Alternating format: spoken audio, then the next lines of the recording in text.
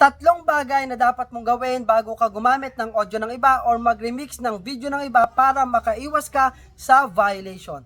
Number 1, hanggat maaari po, huwag po kayong gagamit ng audio ng iba or mag-remix ng may mga music. Number 2, siguraduhin nyo po na papakinggan yung mabuti lahat po ng sinasabi sa audio na ito o sa video na ito kasi baka po mamaya meron pong mga nababanggit na mga profanity words. Yung pong mga hindi po kanais-nais na salita.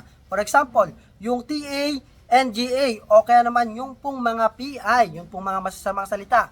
Ang dami po niyan mga lodi, no, yung mga nauusong audio na yan, baka po magamit nyo mga lodi, wag nyo na pong susubukan. Lahat po ng may mga binabanggit na hindi po kanais-nais na salita. Number 3, i-make sure nyo po na yung creator na yon ang may-ari talaga ng video na yon. For example, i-remix nyo po yung video ko. I-make sure nyo po na ako po talaga ang nag-upload. Baka po kasi mamaya kinuha lang yan ng ibang content creator at inire-upload nila sa kanilang page or profile.